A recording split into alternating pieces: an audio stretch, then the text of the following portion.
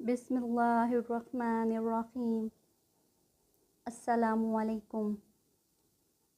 सीरतुन्नबी बाब 28। हकीकत रोशन हो गई। हज़रत अब्दुल्ला बिन मसूद की बात सुनकर सहाबा ने कहा, हमें कुरैश की तरफ से आपके बारे में ख़तरा है। हम तो ऐसा आदमी चाहते हैं जिसका ख़ानदान कुरैश से इसकी हिफाजत करता रहे। उसके जवाब में हज़रत अब्दुल्ला बिन मसूद ने फ़रमाया, तुम मेरी परवाह न करो, अल्लाह ताला ख़ुद मेरी हिफाजत फरमाएंगे। दोपहर के बाद हज़रत अब्दुल्ला बिन मसूद बैतुल्ला में पहुँच गए। आप मकामे इब्राहीम के पास खड़े हो गए। उस वक्त कुरैश अपने अपने घरों में थे। अब उन्होंने बुलंद आवाज़ से कुरान पढ़ना शुरू किया। कुरैश ने यह आवाज़ सुनी तो कहने लगे, ये ग़ुलाम ज़ाद को क्या हुआ? कोई और बोला, मोहम्मद जो कलाम ले कर आए हैं ये वही पढ़ रहा है।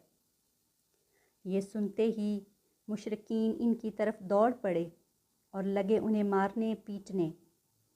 अब्दुल्ला बिन मसूद चोटें खाते जाते थे और कुरान पढ़ते जाते थे, यहाँ तक कि उन्होंने सूरत का ज़्यादातर हिस्सा तिलावत कर डाला। उसके बाद वहाँ से अपने साथियों के पास आ गए। उनका चेहरा उस वक्त तक लहूलुहान हो चुका था। उनकी ये हालत देखकर मुसलमान बोल उठे, हमें तुम्हारी तरफ से इसी बात का ख़तरा था।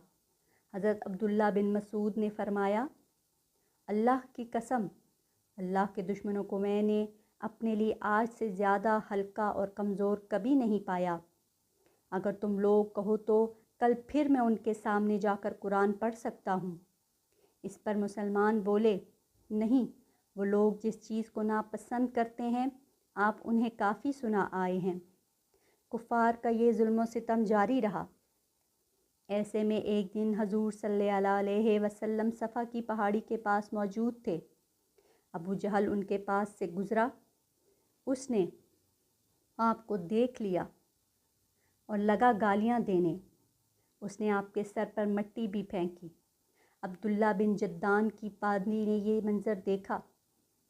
फिर अबू जहल आपके पास से चलकर हरम में दाखिल हुआ। वहाँ मुशरिकीन जमा थे। वो इनके सामने अपना कारनामा बयान करने लगा। इसी वक्त आपके चचा हज़रत हमज़ा हरम में दाखिल हुए। ये इस वक्त तक मुसलमान नहीं हुए थे। तलवार इनकी कमर से लटक रही थी। वो इस वक्त शिकार से वापस आए थे। उनकी आदत थी कि जब शिकार से लौटते तो पहले हरम जाकर तवाफ़ करते थे, फिर घर जाते थे। हज़रत हमज़ा हरम में दाखिल होने से पहले अब्दुल्ला बिन जद्दान की बांदी के पास से गुज़रे। उसने सारा मंज़र खामोशी से देखा और सुना था। उसने हज़रत हमज़ा से कहा,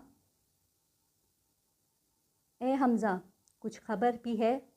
अभी अभी यहाँ अबू हुक्म बिन हिशाम अबू जहल ने तुम्हारे भतीजे के साथ क्या सलूक किया है? वो यहाँ बैठे थे। अबू जहल ने उन्हें देख लिया, उन्हें तकालीफ़ पहुँचाईं, गालियाँ दीं और बहुत बुरी तरह पेश आया। आपके भतीजे ने जवाब में उसे कुछ भी ना कहा।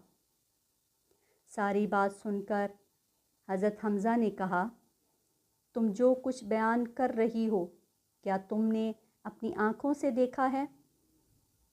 उसने फ़ौरन कहा, हाँ, मैंने ख़ुद देखा है। ये सुनते ही हज़रत हमज़ा जोश में आ गए। चेहरा गुस्से से तमतमा उठा। फ़ौरन हरम में दाखिल हुए। वहाँ अबू जहल मौजूद था। वो कुरैशियों के दरमियान में बैठा था। ये सीधे उस तक जा पहुँचे। हाथ में कमान थी, बस वही खींच कर उसके सर पर दे मारी। अबू जहल का सर फट गया। हज़रत हमज़ा ने उनसे कहा, तू मोहम्मद को गालियाँ देता है? सुन ले, मैं भी उसका दीन इख्तियार करता हूँ। जो कुछ वो कहता है वही मैं भी कहता हूँ। अब अगर तुझ में हिम्मत है तो मुझे जवाब दे। अबू जहल उनकी मिन्नत समाजत करते हुए बोला, वो हमें बेअक़ल बताता है, हमारे माबूदों को बुरा भला कहता है, ہمارے باپ دادا کے راستے کے خلاف چلتا ہے۔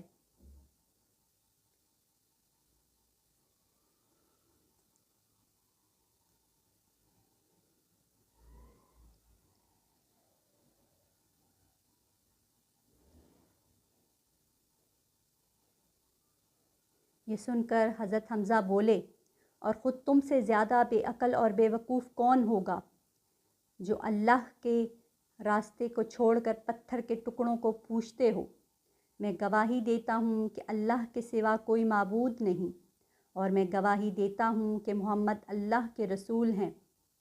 ان کے یہ الفاظ سن کر ابو جہل کے خاندان کے کچھ لوگ یکدم حضرت حمزہ کی طرف بڑھے اور انہوں نے کہا،